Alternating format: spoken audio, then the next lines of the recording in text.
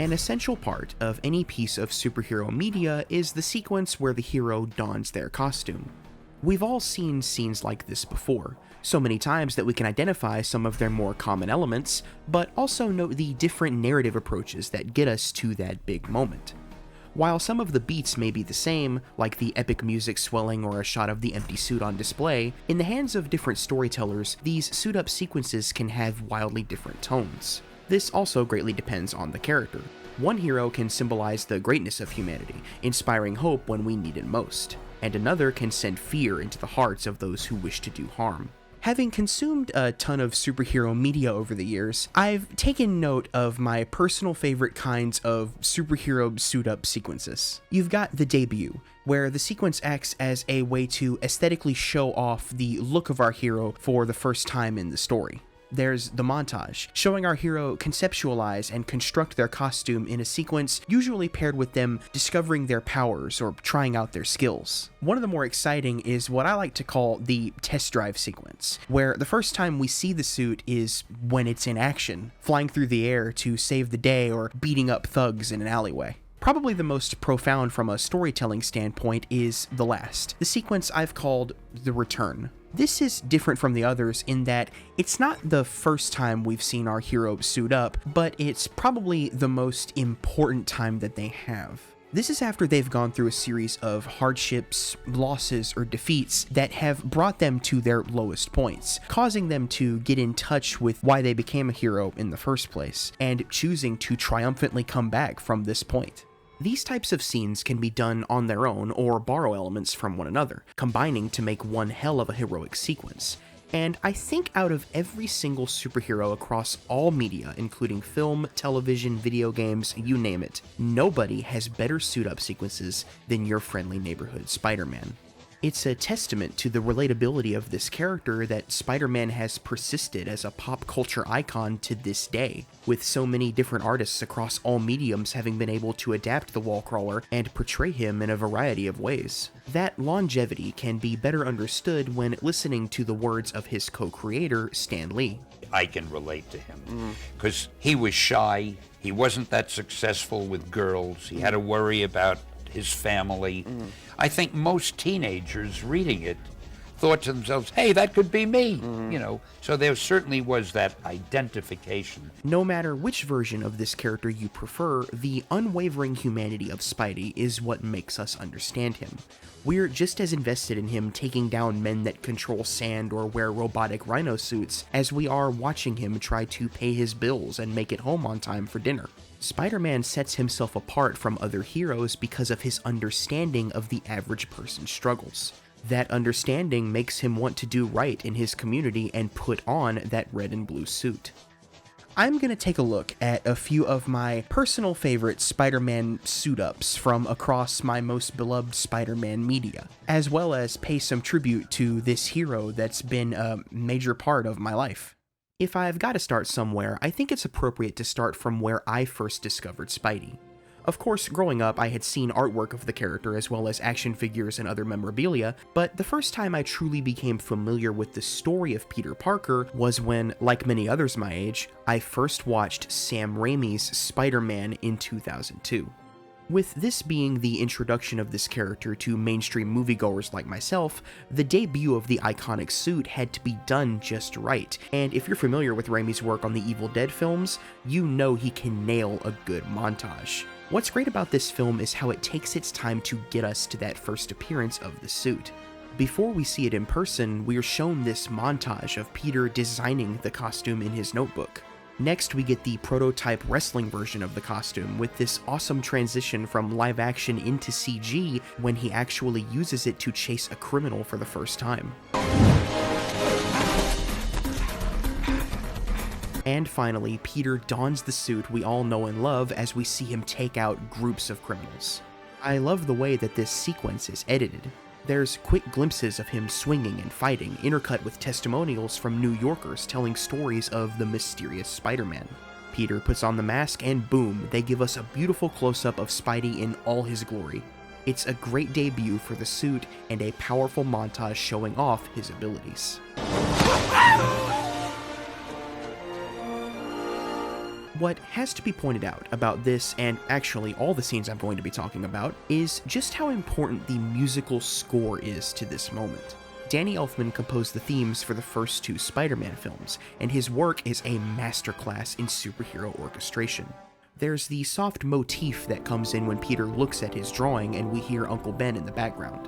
Then it slowly builds and builds, adding so much to every shot of our hero swinging through the city. All 3 of Raimi's films have great themes that play at just the right moments, and I wouldn't feel right if I didn't mention the reveal of the symbiote suit in Spider-Man 3. The scene right before the reveal shows Raimi go back to his horror roots, with Peter being covered in the alien substance before this badass musical sting composed by Christopher Young plays as he wakes up hanging upside down.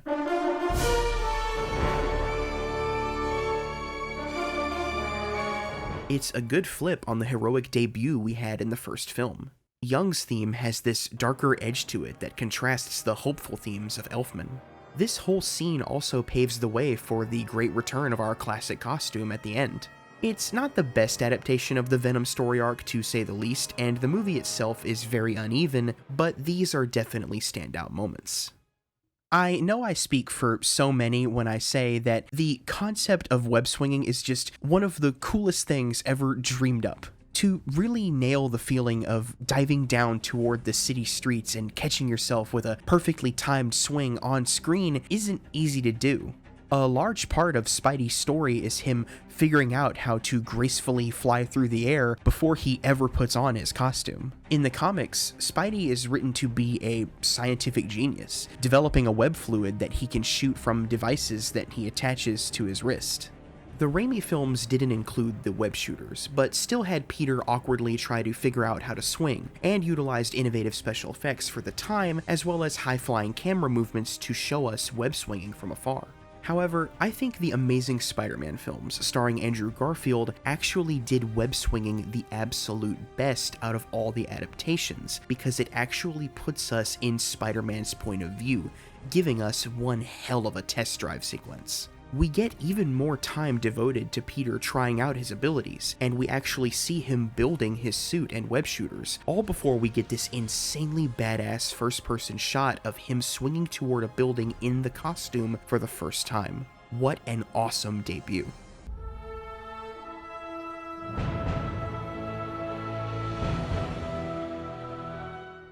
The Amazing Spider-Man 2 is a movie I do not like, but has a ton of great stuff that occasionally shines through, specifically Andrew Garfield's performance as well as his chemistry with Emma Stone and the absolute peak of on-screen web swinging.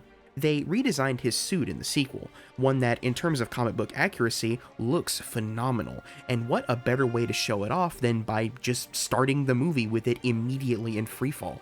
It visually shows a progression of Peter's skills as Spidey by displaying some insane acrobatics, and carrying over from the first film, they animate some of the shots as though there's a camera mounted to the suit. I'm honestly kind of disappointed that no other film adaptation has decided to make web swinging look as fun as this. It's a blast to watch. I also can't not mention that Hans Zimmer gave us a great theme to accompany this, for lack of a better word, amazing web-swinging sequence.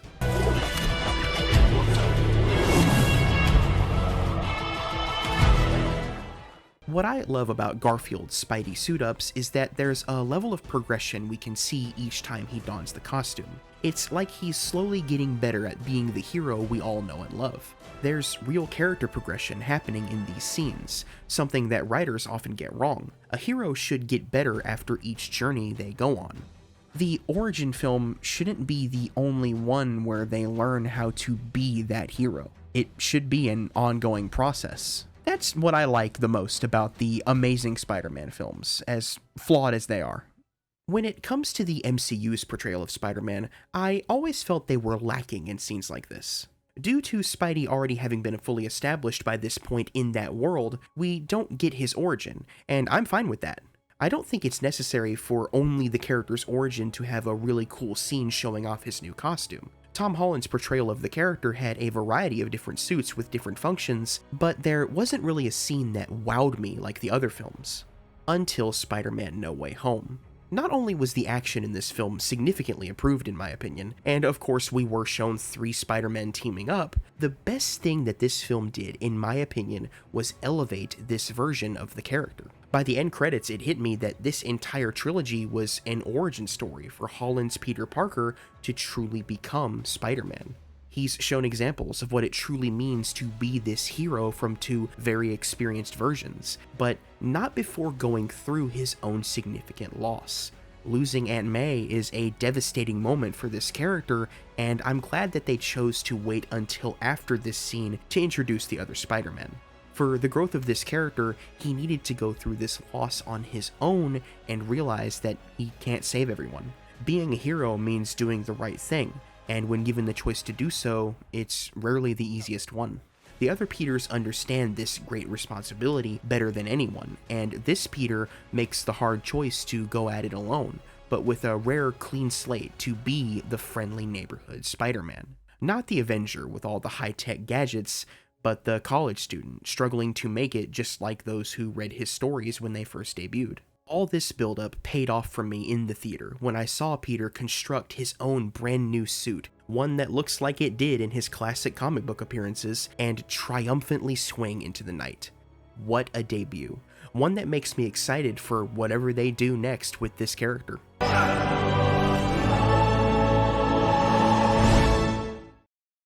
We've looked at the films for a while, but ever since my ears were first graced by the majestic voice acting skills of Tobey Maguire. Out of my way. Back off, ugly. Shall we dance? I've been a fan of Spider-Man video games. It's one thing to see Spidey swing and fight crime for the first time on the big screen or in a comic, but it's a whole other level of amazing to get to do it yourself. The level of interactivity that a Spider-Man game can have offers you the experience of being the webhead. I played many Spider-Man games growing up, standouts being the Raimi movie games, Spider-Man 1 and 2 for the PS2, and Ultimate Spider-Man on the GameCube that also let you play as Venom. I think it's fair to say that, in terms of the Spider-Man experience, Insomniac kinda nuked the competition with their Spider-Man games, originally released for the PS4. 2018's Spider-Man and Spider-Man Miles Morales, the former taking the suit-up sequence to a whole new level. The game starts with this great shot panning across Peter's tiny apartment, visually cluing us into the college-aged nerd that we all know and love before he clumsily suits up and leaps out the window. What we're treated to next that makes this such a great experience is that we then get to take control. A near seamless transition takes us from an observer of this character to becoming the character himself.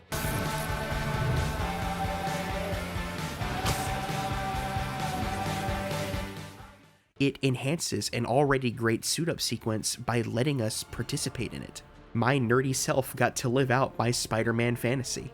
There's something that's so much fun about that. They do this multiple times throughout the game, usually punctuating a scene where Peter has to don a different type of suit. We start the game in a classic design, then transition to the main suit for the game, and end on a suit specifically built for the final moments of the story.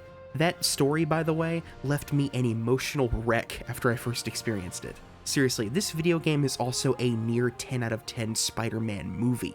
Yuri Lowenthal's performance as Peter is just so good. If you haven't played this game or Miles Morales, do it, or go watch the cutscenes on YouTube. The story is absolutely worth it. I am unbelievably hyped for the sequel.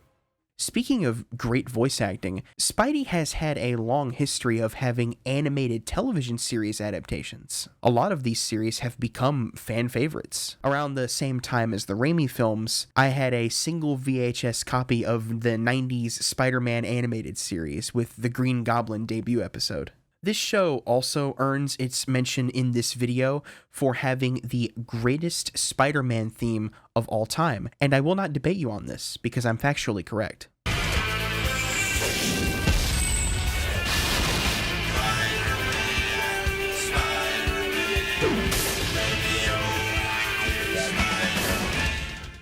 The difficulty of picking out a specific suit-up moment in one of the TV series comes from the fact that, unlike film where there needs to be build-up to the action with the costume, more often than not in these series, Spidey is in his suit, There's not a ton of ceremony in him putting it on or showing it off because the intros and marketing do that already. There are ways to make putting on the suit special in a series, though. The way to make us get excited about a suit that we've seen so many times is to take it away from us for a while. That is the genius of the Venom story arc.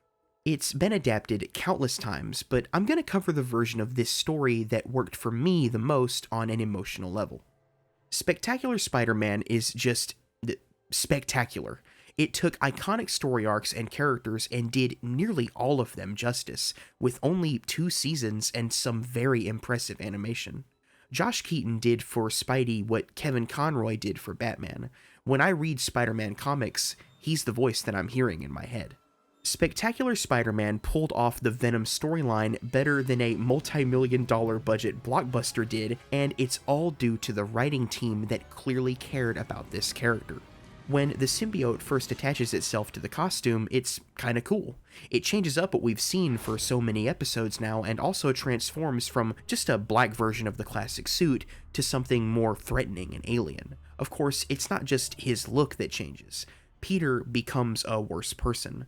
This once kind, caring kid who's trying to do good grows cruel, angry, and vicious. When he's Spider-Man, the strength that the symbiote gives him makes him go against everything he stands for in pursuit of more power and riches. By this point, we're begging for the classic suit to come back. This version of our friendly neighborhood hero is not the one we've fallen in love with, and certainly isn't what that red and blue represents. Peter's downward spiral comes to its climax in the episode Intervention. When trying to remove the evil that's taken over his life, Peter is forced to confront not just this alien threat, but who he has become. This mental battle takes place, with the symbiote attempting to coerce Peter to join it by reminding him of all of his pain. It feeds off of the negativity in Peter's mind, counting on the fact that it's sometimes easier to give in to despair, to give up on trying to be better in the face of loss or pain. But that's not who Spider-Man is. It's not what Uncle Ben taught him, and empowered by the spirit of his uncle, Peter breaks free of the symbiote, and the costume we've been missing finally comes back, looking better than ever.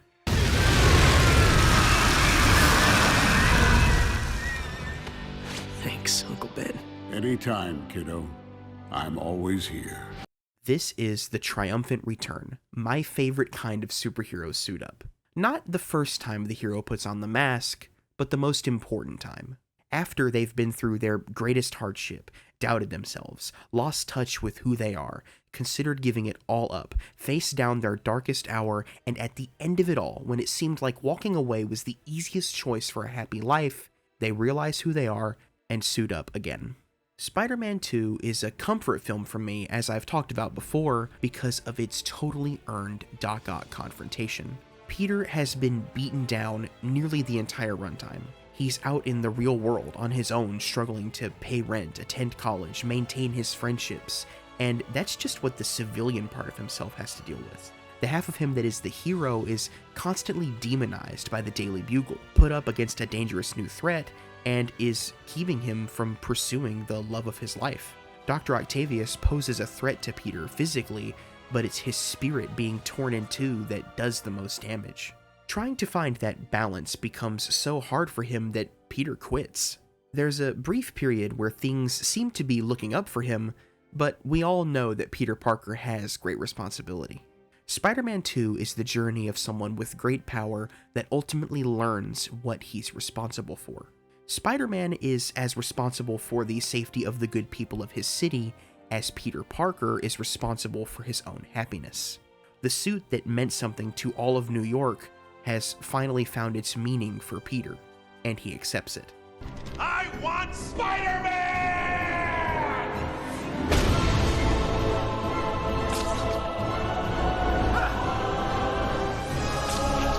For the longest time, this was it. This was the Spider-Man moment. Everything I loved about this character was on display in one heroic moment that would never, ever be topped. And then this movie came out.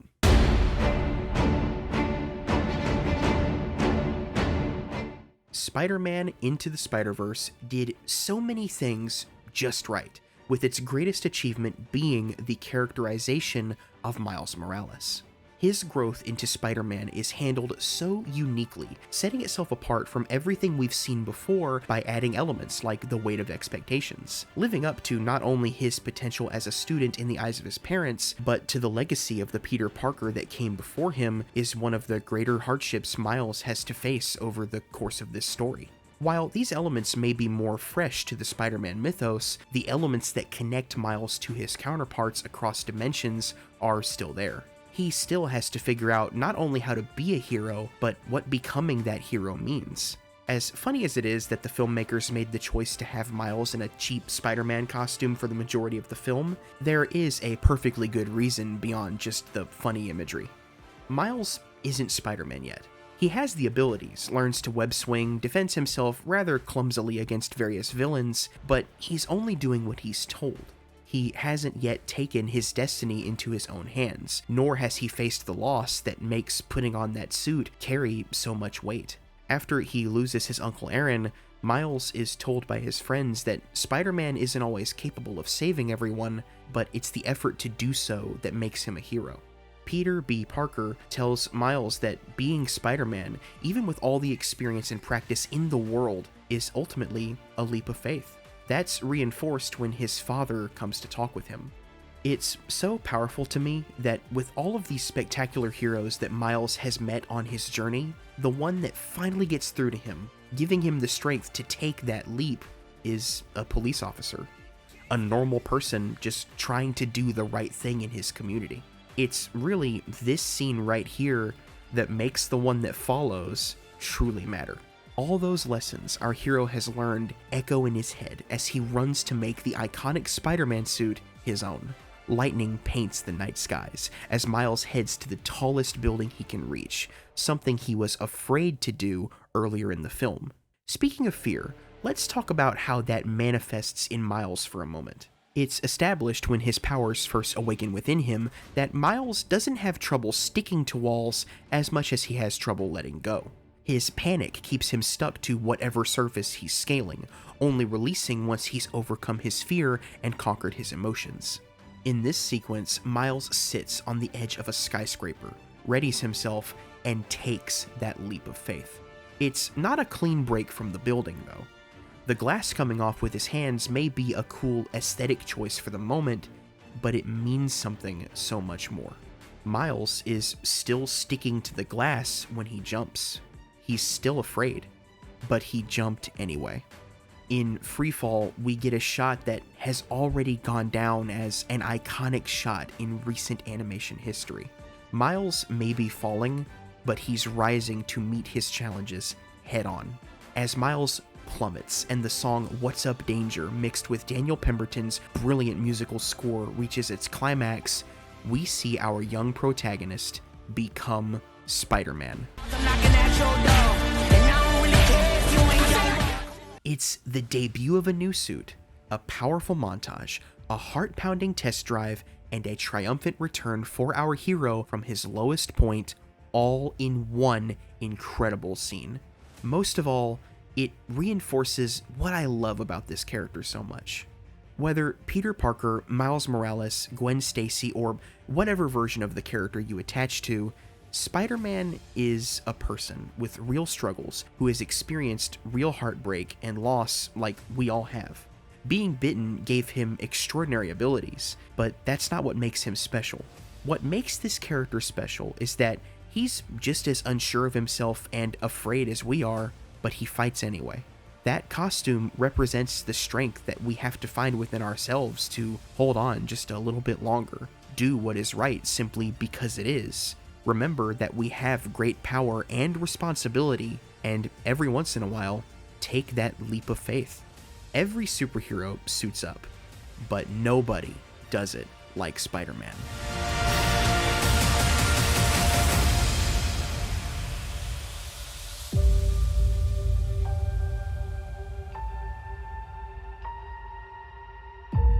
Of course, that's all just my humble opinion.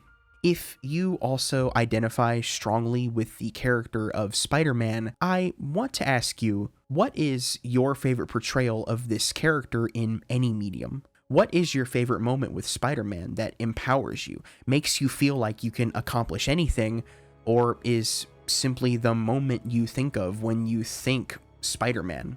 If you want some more Spidey-related content from yours truly, my last video was about just the Spider-Verse films, both Into the Spider-Verse and the new Across the Spider-Verse that recently hit theaters. If you want to hear my thoughts on both of those films, give that video a watch. Thank you so much for watching, and I'll see you around.